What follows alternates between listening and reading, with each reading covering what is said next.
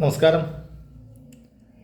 സനാതനധർമ്മം ജീവിതസുഖത്തിനായിട്ട് വിവിധങ്ങളായിരിക്കുന്ന ദേവതാ സങ്കല്പങ്ങളെ ഭാരതഭൂമിക്ക് സംഭാവന നൽകിയിട്ടുണ്ട്. നമുക്കറിയാം, ഗണപതിയാണെങ്കിലും മഹാദേവനാണെങ്കിലും ഭഗവാൻ മഹാവിഷ്ണുവാണെങ്കിലും ഒക്കെ സന്ദേശങ്ങളെയാണ് അവരുടെ ആ രൂപം നമുക്ക് തരുന്നത്. വിവിധങ്ങളായിരിക്കുന്ന സന്ദേശങ്ങളെ. അതിൽ ഭദ്രകാളി ദേവിയുടെ ആ സ്വരൂപത്തെ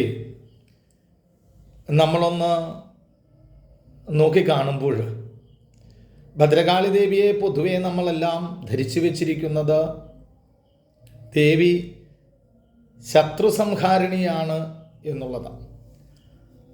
അതൊരർത്ഥത്തിൽ അല്ലെങ്കിൽ മറ്റൊരു അർത്ഥത്തിൽ അത് ശരി തന്നെയാണ്.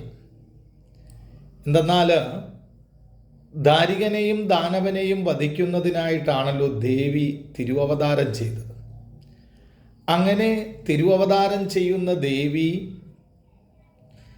ദാരികനെയും ദാനവനെയും വധിച്ചിട്ട് കോപമടങ്ങാതെ വരുമ്പോൾ മഹാദേവൻ്റെ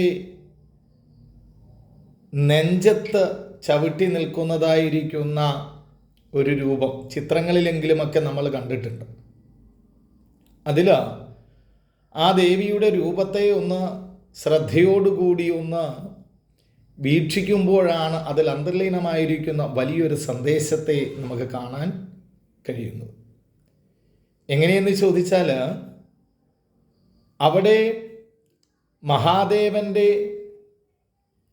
നെഞ്ചത്ത് ചവിട്ടുന്ന ദേവി ആ പരമാത്മാവ് അല്ലെങ്കിൽ ജീവനായിട്ട് നമുക്ക് ദർശിക്കാൻ സാധിക്കും.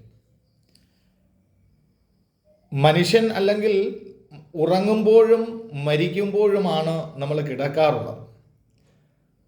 അന്നേരം ആ ശിവമായിരിക്കുന്ന അവസ്ഥ ശവഭാവത്തിലേക്ക് എത്തി ആ ശവഭാവത്തിലേക്ക് എത്തുന്നതിൽ ജീവനായി വർത്തിച്ചതാണ് ദേവി എന്ന് നമുക്കതിലൂടെ കാണാൻ സാധിക്കും. ഇപ്പം ശിവമെന്ന് എഴുതിയിട്ട് ആ വള്ളി മായിച്ചാൽ ശവമാകുകയാണ്.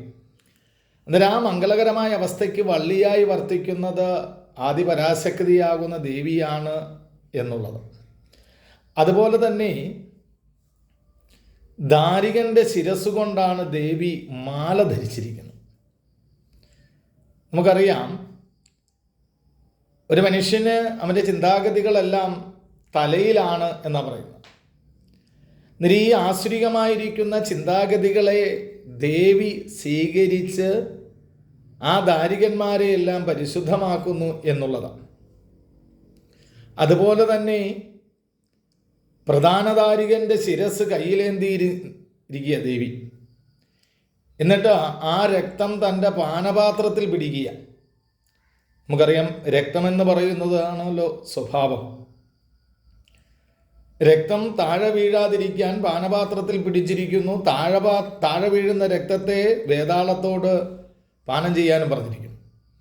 എന്നിട്ട് വീണ്ടും ആസുരിക ഭാവങ്ങൾ ഉണ്ടാകാതിരിക്കാൻ വേണ്ടിയാണ് ദേവി അപ്രകാരം പ്രവർത്തിക്കുന്നത്. അതുപോലെ തന്നെ ദാരികന്മാരുടെ എല്ലാം കരങ്ങളാണ് ദേവി ആടയായിട്ട് ധരിച്ചിരിക്കുന്നത്. അങ്ങനെ ആടയായിട്ട് ധരിക്കാനുള്ള കാരണം എന്തെന്ന് ചോദിച്ചാൽ, നമ്മൾ പ്രവർത്തികൾ ചെയ്യുന്ന കൈകൾ കൊണ്ടാണ്. ഒരു ആശ്രികമായിരിക്കുന്ന പ്രവർത്തികളെ ദേവി ഇല്ലായ്മ ചെയ്ത് സ്വാത്വികമായിരിക്കുന്ന ഭാവത്തെ അവിടെ സൃഷ്ടിക്കുകയാണ് ചെയ്യുന്നത്. ശത്രുസംഹാരിണിയാണ് ദേവി എന്ന് പറയുകയുണ്ടായല്ലോ. നമ്മൾ ക്ഷേത്രത്തിൽ ചെന്ന് നമ്മുടെ നാമനക്ഷത്രാദി കാര്യങ്ങൾ പറഞ്ഞ് ശത്രുസംഹാര മന്ത്രാർച്ചന നടത്തുമ്പോൾ അവിടെ ശത്രുവിനല്ല നാശമുണ്ടാകുന്നത്, ശത്രുഭാവത്തിനാണ് നാശമുണ്ടാകുന്നത്. കാമം, ക്രോധം, ലോഭം, മോഹം, മതം, മാത്സര്യം, ഡംബ് അങ്ങനെയൊക്കെയുള്ള ആ ഷഡ്വികാരങ്ങളാകുന്ന ശത്രുക്കൾക്ക് നാശമുണ്ടാകും. അന്നേരം നമ്മളുടെ പ്രവർത്തികൾ കൊണ്ടും നമുക്ക് ശത്രുക്കൾ ഉണ്ടാകാം. എന്നിട്ട് ഇവിടെ ശത്രുവിൻ്റെ നാശമല്ല, ശത്രുതയുടെ നാശമാണ് ഉണ്ടാകേണ്ടത്. അന്നേരം ദേവിയെ നമ്മൾ ദർശിക്കുമ്പോൾ ആ താത്വിക ഭാവത്തിലൂടെ ദർശിച്ചാൽ അതിൻ്റേതായിരിക്കുന്ന അനുഭവങ്ങൾ നമുക്കുണ്ടാകും എന്നുള്ളതാണ്. അതുപോലെ തന്നെ ദേവി പാമ്പുകളെ ആഭരണങ്ങളായി ധരിച്ചിരിക്കുന്നു. പാമ്പുകളുടെ അവസ്ഥ എന്താണ് എന്ന് നമുക്കറിയാം. അത് കുണ്ടലിനിയുടെ പ്രതീകമായിട്ട് അതിനെ ദർശിക്കാൻ കഴിയണം. എല്ലാം നമുക്ക് ആ ശാസ്ത്രഭാവത്തിൽ ദർശിക്കാൻ കഴിഞ്ഞാൽ നമുക്ക് വിവിധങ്ങളായ അനുഭവങ്ങൾ ഉണ്ടാകും എന്നുള്ളത് അറിയിക്കുന്നു. എല്ലാവർക്കും നന്ദി, നമസ്കാരം.